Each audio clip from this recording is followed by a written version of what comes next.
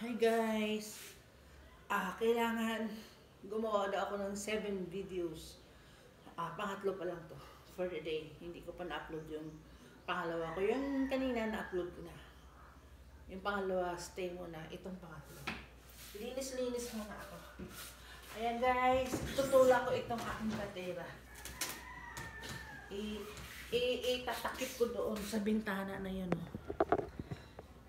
Kay meron akong nadagdagan ang border ko ng isang batang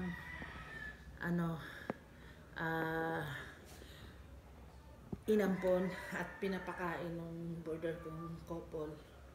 Pinahiga ko dyan sa sopa na malambot. Pero yung room niya sa labas. Kasi hindi dumating yung isang border na babae na collector. Siguro pinigilan siya ng mga iba dito. Alam mo na, hindi naman ako nagmamakaawa sa kanila. Kung may dumating sa akin, thank you. Kung wala, hindi. Tapos sasabihin nila na sa dami ng pwedeng matirhan dito pa sa bahay ko. Modesty aside, dito sa sitio namin, ayaw ko lang, hindi ko pinagmamalaki ang bahay ko. Maraming magagandang bahay na dito. Pero kumbaga, spacious lang ang bahay ko. Ayan nga, ito pwede ko ito gagawin isang room pa dito. Kung talagang gusto ko lang pakinabangan ang bahay ko. Yan. Yun na nga ang sinasabi ko. You can never put a good person down. Kaya ko guys, oh. Ganito yung mga trabaho ko nung sa barko. Yung nagtutulak na mga X-ray, yung arc-suey ng X-ray. Ako lang. Minsan, nagsiset up ng gangway. Mga roller ng X-ray machine, mga ganyan. Ako lang, tinutulak ko yan. Kasi naman yung may gulong naman. Kabila ang gangway kung anong port kami. Bili mo yan. Mabibigat na trabaho ang naging trabaho ko sa barko. Ayan, gagawin ko ng paraan yan. Ayan, mo. Mabuti yan, ginaganito pa rin kasi minsan madumi yung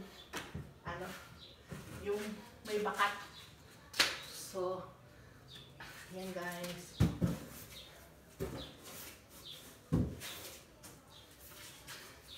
Hindi ako yung yung kumari, purma lang. Yung peg-peg lang na magbihis-bihis. Hindi. Pinapawisan ako. Sa barko sanay ako ng mabibigat na trabaho. Namimintura na guys. Ayan. Ayan na guys, tinakpan ko yung bintana. Ayan na. Para wala na akong bubuksan dito. Kasi mali ang paggawa ng bahay ko na to eh. Structure. On board ako with Disney Cruise Line. Pag nagbabakasyon, tapos tiyo ko, stepfather ko napapagawa. Since kaibigan niya, kahit na minsan mali. Ayan na hindi pantay yung edge ng floor. Ayan, ito rin. Dapat doon yun. So, ang gagawin ko dito, pag may pera ako na, lagyan ko ng kable yan dyan, Yan ang ilaw. Tapos lagyan ako ng ceiling fan yan. Ito may ilaw pa rin. Pwede nga gawin Tapos iurong ko itong dining table dito. Kasi masyado siyang malawak. Sabi nga ng isa kong boarder, sabi, tita parang out of nowhere yung dining table mo. Ayan na guys. Para feeling ko kasi sa gabi, minsan gusto kong matulog dyan. Pwede dyan ako matulog dahil may kasama na ako sa sofa. Yan. Meron naman akong foam. Kasi minsan mainit sa loob ng kwarto. Kaya lang, minsan, pagka may bintana doon, parang nakakaano ba sa gabi? Parang creepy na tinatawag. Ayan guys, yan na tapos itong matagal na itong aking Sacred Heart. Yan, sorry na. I'm a Catholic. So, yan, ilalagay ko siya dyan. Para sa pagising ko, matouch ko na siya kaya mahalikan. Ayan guys. Yan ang aking setup ngayon. Tapos malilinisan ko pa doon. Yan. By the way, itong stove stand ko pala, fully paid ko na ito. Yan. Isa ito sa mga kinuha ako na Gibbs, 5 Gibbs sa unti-unti kong pagbayad. 4.9 yan. Akala ko yung i-deliver sa akin 3.5 lang, kaya lang malaki pala yan. So at least secured ang gamit ko. Pwede ako magluto dito.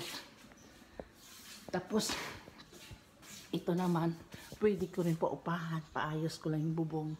Dito ako magpapabakbak ako ng pag-igib sa CR. Dati meron kaming motor sa puso, nagripo na 30K ang ko dati, hiningi ng stepfather ko. Pero wala na yun, may mga shower kami, wala na, hindi na uso. By the way, ang aming tubig sa puso pala, potable water. Malayo sa Poso Negro. More than 10 meters, yeah. Kaya malinis siya guys, sa totoo lang. Pero yung mga borders ko, hinahayaan kong hindi ko ini-insist yun. Bumibili sila ng mga mineral water nila, pero naglalabas sila. Kaya alam mo, kung ibibenta ko tong bahay na to, yung rights, talaga, benefit talaga sa beneficial talaga sa bibili. Pero hindi, wala akong balak na ganun. Minsan lang, kasi isa na lang ako. Tapos, kasi may puso, maganda yung puso, pinagawa ko talaga yun. Yung tusok noon malayo. Ang katawan lang ang doon, na akala nila malapit sa Poso Negro ko. Ang tusok ng ginagawa ng tubig doon sa mga. Dati may bukas na pinto dyan eh. Ayan guys, yan. Yan. Hindi ko yan sa pinaproud, pero kahit pa paano. Tapos, ibabas pa nila ako. Okay, yan pala yan guys. Ipupukpo ko na pala itong aking itong aking ako ng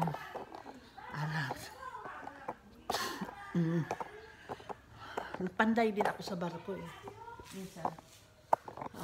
Nag-aano ako. Ay! Hindi. So, yun. Yun eh, for steel matting. Ay, yung concrete wire. Ayan.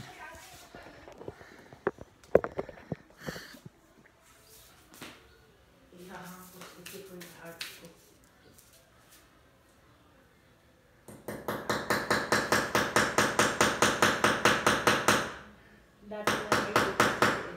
Dati naman mga frame dito. Ayan o. Ayan guys. Napukpok ko na. Ayan. Yun. Yes. I trust in you, Lord.